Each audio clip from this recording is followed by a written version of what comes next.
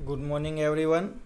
Mechanical engineering के subject oil hydraulics and pneumatics के अंदर चैप्टर नंबर 3 के अंदर हम लोग देख रहे थे external gear pump. That means last lecture में हमने मिड के पहले एक्सटर्नल गियर पंप के बारे में पूरी इन्फॉर्मेशन और सारे जो टॉपिक थे वो डिस्कस कर लिए थे। ठीक है, मेन टॉपिक है हमारा हाइड्रोलिक पंप, जिसके अंदर हमने एक्सटर्नल गियर पंप देख लिया था। आगे बढ़ते हैं। आज जो हम कंडक्ट करने वाले टॉपिक, जिसको हम लोग कंटिन्यूस करने वाले हैं, वो है हमारा दूसरे तरीके का पंप, जिसका नाम है लोब पंप।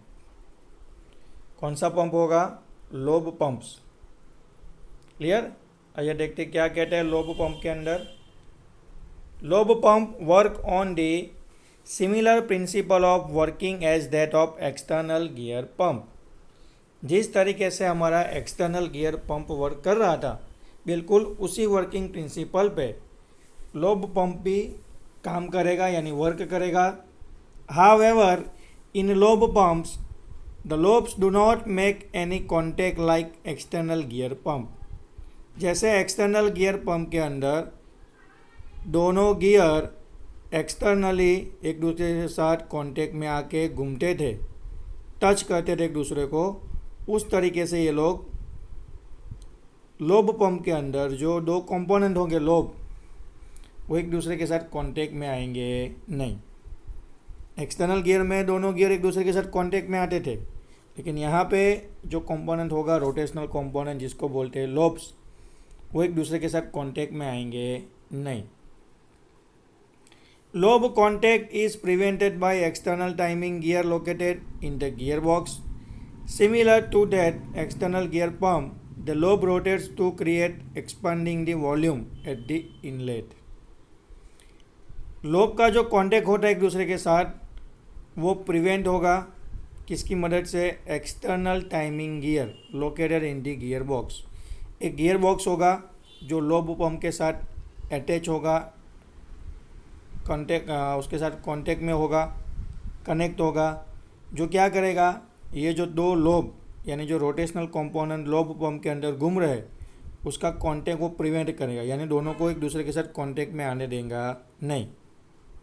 क्लियर? और ये दोनों लोब क्या करेंगे? तो कि जैसे एक्सटर्नल गियर पंप के अंदर हम लोग जो हाइड्रोलिक फ्लूइड का जो वॉल्यूम एक्सपांड करके उसके अंदर जो हम लोग प्रेशर डेवलप करते थे, बिल्कुल उसी तरह लोब पंप भी या फिर लोब भी बिल्कुल उसी तरह ही काम करेगा।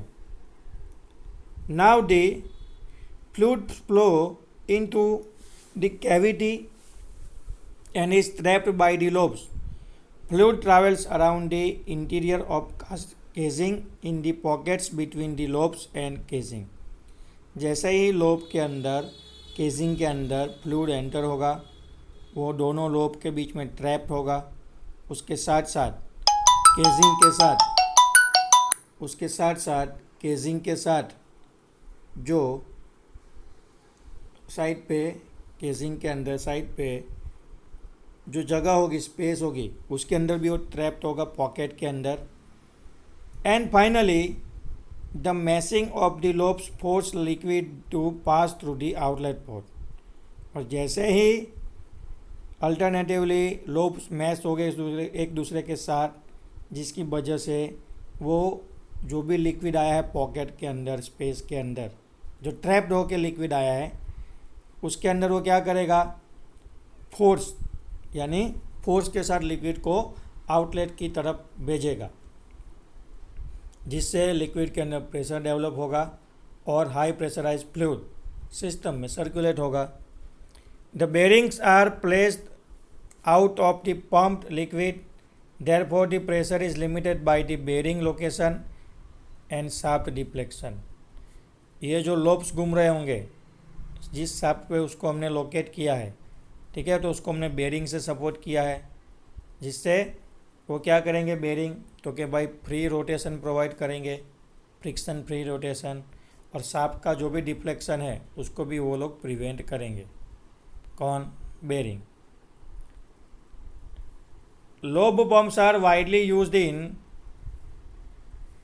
Industries such as a pulp and paper, chemical, food beverages, pharmaceutical and biotechnology et cetera. Lobe pump जो यूज़ होते हैं सबसे ज़्यादा कौन सी इंडस्ट्री में यूज़ होते हैं, तो उसको आपको यहाँ पे हमको डिस्क्रिप्शन दिया गया है, इंडस्ट्री के नाम दिए गए हैं। पेपर और पल्प इंडस्ट्री जो होता है, केमिकल फैक्ट्री में यूज़ होता है, फूड और बेवरेजेस के अंदर ये पंप यूज़ होते हैं, फार्मास्यूटिकल एंड बायोटेक्नोलॉजी के जो भी इंडस्ट्रीज होगी, जो भी यूनिट होंगे जहाँ पे आपको लिक्विड ट्रांसफ़र करना है, तो वहाँ पे लोब पंप सबसे ज़्यादा यूज़ होते हैं। This pump can handle solids, slurries, paste and variety of the liquid. A gentle pumping action minimize product degradation। ठीक है, जैसे कि जो चेरीस आती है, फिर जो ऑलिव आते हैं, तो ऐसे जो सॉलिड कंपोनेंट होते हैं, सॉलिड पार्ट्स होते हैं, फिर उसकी जो स्लरीज होती है, पेस्ट होती है टूथपेस्ट की, ठीक है, ऐसी बहुत सारी चीज़ें हैं जिसकी विस्कोसिटी ज़्यादा होगी। फॉर एग्जांपल ग्रीस, ऑयल और ग्रीस को कंपेयर करते हैं, तो पानी और ऑयल, तो ऑयल की विस्कोसिटी कैसी होगी, ज़्यादा होगी। ऑयल और ग्रीस के अंदर ग्रीस की विस्कोसिटी ज़्यादा होगी। तो ऐसी जो हाई विस्कस फ्लूइड है उसका डिग्रेडेशन हुए बिना, प्रोडक्ट का डिग्रेडेशन हुए बिना या फिर मिनिमम डिग्रेडेशन के साथ लोब पंप क्या करेंगे, उसको एक जगह से दूसरी जगह पे ट्रांसफ़र कर सकते हैं। Lobe pumps are frequently used in food application because they handle the solids without damaging of the product. सबसे ज़्यादा लोब पंप यूज़ होते हैं फूड इंडस्ट्री के अंदर, जहाँ पे वो सॉलिड पार्टिकल्स को भी विदाउट डैमेज किए, लिक्विड के साथ मिक्स हुए लिक्विड के साथ जो सॉलिड पार्टिकल मिक्स हो गए होंगे या फिर होंगे अवेलेबल, उसको विदाउट डैमेज किए ट्रांसफ़र कर सकते हैं। Large size particles can be pumped much effectively than in one positive displacement type. बड़ी साइज़ के जो पार्टिकल्स होंगे उसको भी ये पंप कर सकते हैं with large displacement. Positive displacement के साथ ज़्यादा क्वांटिटी में बड़ी साइज़ के जो सॉलिड पार्टिकल्स होंगे लिक्विड के अंदर, इसको भी ये डिस्प्लेस यानी ट्रांसफ़र कर सकता है।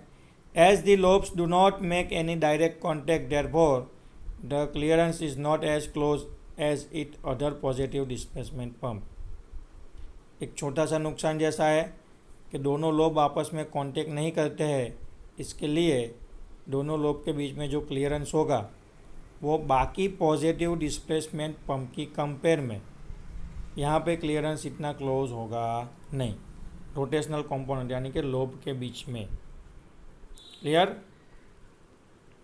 देखिए यहाँ पे फिगर के अंदर एक बढ़िया सा लोब पंप दिखाया गया है कलरफुल फिगर के साथ। देखिए ये रहा। ओके, आपको फटाफट समझा देता हूँ लोब पंप का कंस्ट्रक्शन। देखिए ये जो कंपोनेंट है ना, 8 जैसा शेप दिख रहा है, न्यूमेरिकल वैल्यू जो 8 आता है वैसा, इसको बोलते हैं लोब। क्लियर? एक लोब ये शाफ्ट पे घूमेगा और दूसरा लोब ये दूसरे शाफ्ट पे घूमेगा। क्लियर? दोनों में से किसी एक ही लोब के अंदर पावर यानी एनर्जी आती होंगी, बाकी दूसरा अपने आप फ्रीली घूमेगा। क्लियर? ये जो दोनों शाफ्ट है वो गियर बॉक्स होगा उसके साथ कनेक्ट होंगे। गियर बॉक्स क्या करेगा, तो कि वो गियर बॉक्स के अंदर अपने उस तरीके की अरेंजमेंट रखी होगी कि जब कभी भी पंप घूमेगा उसके अंदर ये जो रोटेशनल कंपोनेंट है लोब जो घूमेगा, तो इस तरीके से घूमेंगे कि ये दोनों एक दूसरे के कांटेक्ट में ना आ पाए, ये दोनों एक दूसरे के कांटेक्ट में कभी ना आए। इस तरीके से हमने गियर बॉक्स के अंदर गियर का अरेंजमेंट किया होगा। क्लियर है? अब बाकी का जो पोर्शन आपको दिख रहा है बाहर, उसको बोलते हैं हाउसिंग। ओके, चलिए स्टार्ट करते हैं किस तरीके से गियर काम करेगा। जैसे ही हमने मोटर चालू किया, पंप चालू किया, तो गियर बॉक्स की मदद से दोनों लोब क्या करेंगे, ये जो दोनों लोब है, जो रोटेशनल कंपोनेंट है ये और ये, गियर की अरेंजमेंट की वजह से एक दूसरे के साथ बिना कांटेक्ट में आए, एक दूसरे को बिना टच किए क्या करेंगे, घूमेंगे, रोटेशनल मोशन क्रिएट करेंगे। तो ये क्लॉकवाइज घूमेगा और ये एंटी क्लॉकवाइज घूमेगा। क्लियर है? जिसकी वजह से पंप के केसिंग के अंदर वैक्यूम क्रिएट होगा। जैसे ही वैक्यूम क्रिएट होगा, यहाँ से फ्लूइड खींचा चला आएगा, सक्शन होगा फ्लूइड का, पंप के अंदर वो एंटर होगा। अब जो लिक्विड आया है वो आधा थोड़ा इस तरफ जाएगा और बाकी का थोड़ा क्लियरेंस की वजह से इस तरफ जाएगा। क्लियर? लोब कंटिन्यूसली अंदर घूम रहे हैं, जो क्या करेंगे, लिक्विड के अंदर काइनेटिक एनर्जी डेवलप करेंगे, जिसकी वजह से लिक्विड प्रेशराइज होगा और यहाँ से आउटलेट से बाहर चला जाएगा। तो नीचे से इनलेट, जब यहाँ पे हम देख रहे हैं इनलेट, यहाँ से कम प्रेशर वाला फ्लूइड एंटर हुआ, पंप की मदद से उसके अंदर प्रेशर एनर्जी डेवलप हुआ और हाई प्रेशर के साथ वो अभी आउटलेट से यहाँ से बाहर निकल जाएगा। यहाँ पे हमने पाइप जोड़ा होगा तो वो हमारे हाइड्रोलिक सिस्टम के अंदर सर्कुलेट करने लगेगा, घूमने लगेगा। क्लियर? इस तरीके से क्या होगा, लोब पंप है वो वर्क करेगा। ओके? अब मेन चीज़ क्या है, बेसिक डिफरेंस हमको समझना है। एक पंप हमने देख लिया एक्सटर्नल गियर पंप और दूसरा हमने देख लिया lobe pump. External gear pump का वर्किंग प्रिंसिपल और ये जो लोब पंप है उसका वर्किंग प्रिंसिपल सेम है। डिफरेंस कहाँ पे क्रिएट हो रहा है, तो कि भाई डिफरेंस अगर हम लोग देखेंगे तो एक्सटर्नल गियर पंप के अंदर भी दो रोटेशनल गियर थे जो आपस में कांटेक्ट में आके एक दूसरे को टच करके घूम रहे थे, यानी दोनों के बीच में क्लियरेंस बहुत ही कम था और दोनों एक दूसरे के साथ कांटेक्ट में आने के बाद वर्क कर रहे थे। लेकिन यहाँ पे लोब पंप के अंदर उल्टा हो रहा है। यहाँ पे जो रोटेशनल कंपोनेंट है यानी कि जो लोब है वो घूमेंगे तो सही, लेकिन एक दूसरे के साथ कांटेक्ट में कभी नहीं आएंगे, यानी एक दूसरे के साथ टच नहीं होंगे। क्लियर? तो एक्सटर्नल गियर के अंदर दोनों गियर के बीच में क्लियरेंस बहुत ही कम होगा। यहाँ पे लोब पंप के अंदर दोनों लोब के बीच में क्लियरेंस थोड़ा ज़्यादा होगा। क्लियर? दोनों पंप, एक्सटर्नल गियर पंप और लोब पंप, दोनों कौन से पंप है, तो कि दोनों पॉजिटिव डिस्प्लेसमेंट पंप है। दोनों कहाँ यूज़ होते हैं, तो कि दोनों हाइड्रोलिक फ्लूइड सिस्टम के अंदर, हाइड्रोलिक फ्लूइड पावर सिस्टम के अंदर यूज़ होंगे। क्लियर? एक्सटर्नल जो गियर पंप है वो उसको हम लोग सबसे ज़्यादा हाइड्रोलिक इंडस्ट्री के अंदर या फिर हाइड्रोलिक सिस्टम के अंदर यूज़ कर सकते हैं। लेकिन जो लोब पंप है वो सबसे ज़्यादा यूज़ होता है फूड प्रोसेसिंग के अंदर, केमिकल इंडस्ट्री के अंदर, फार्मास्यूटिकल इंडस्ट्री के अंदर। क्यों? तो वापस एक डिफरेंस यहाँ से आपको मिलेगा। गियर पंप के अंदर हम लोग सिर्फ लिक्विड को ही डिस्प्लेस यानी ट्रांसफ़र कर सकते हैं प्रेशर के साथ, लेकिन लोब पंप के अंदर हम लोग लिक्विड के साथ साथ अगर कोई सॉलिड पार्टिकल्स आ जाएंगे छोटी या बड़ी साइज़ के, तो उसको भी हम लोग क्या कर सकते हैं, ट्रांसफ़र कर सकते हैं। इसीलिए सबसे ज़्यादा फूड इंडस्ट्री के अंदर लोब पंप यूज़ होता है, क्योंकि यहाँ पे हम लोग लिक्विड के साथ साथ सॉलिड पार्टिकल्स को भी हम लोग क्या कर सकते हैं, डिस्प्लेस कर सकते हैं। क्लियर? चलिए आगे बढ़ते हैं। तीसरा जो हम पंप डिस्कस कर रहे थे वो था internal gear pump. Internal gear pump are exponentially versatile. They are often used for low or medium viscous fluid such as solvents and fuel oil and wide range of temperature. This is non-pulsing, self-priming and can run dry for short period. It is a variation of the basic gear pump. जैसे हमारा external gear pump था ना, बिल्कुल उसी तरह versatile condition के अंदर बनाया गया इंटरनल गियर पंप है, जो मीडियम और लो विस्कोसिटी वाले जो फ्लूइड होते हैं, सॉल्वेंट होते हैं, फ्यूल के जो ऑयल होते हैं, जो अलग अलग टेम्परेचर पे होते हैं, उसको ट्रांसफ़र करने के लिए हम लोग इंटरनल गियर पंप यूज़ करेंगे। क्लियर? ये जो इंटरनल गियर पंप है वो सेल्फ प्राइमिंग है, इसके अंदर आपको प्राइमिंग नहीं करना पड़ेगा और जो ड्राई कंडीशन में है ना, शॉर्ट ड्राई कंडीशन के अंदर भी ये चलेंगे। तो जो ड्राई पीरियड होगा जहाँ पे लिक्विड एंटर नहीं हुआ होगा, तो ऐसी शॉर्ट ड्राई कंडीशन के अंदर भी इंटरनल गियर पंप हमारा काम करेगा। क्लियर है? चलिए आगे। It comprises of an internal gear, a regular spur gear, crescent shaped seal and an external housing. The symmetrics of an internal gear pump is shown in figure, है ना। Figure के अंदर नीचे आपको दिखाया गया है थियरी के अंदर कि भाई किस तरीके से इंटरनल गियर होते हैं पंप के अंदर। क्लियर? उसके अंदर हम लोग रेगुलरली स्पर गियर यूज़ करेंगे, क्रेसेंट शेप्ड सील होता है वो यूज़ करेंगे, प्रोटेक्शन के लिए बाहर से एक्सटर्नल केसिंग होगा।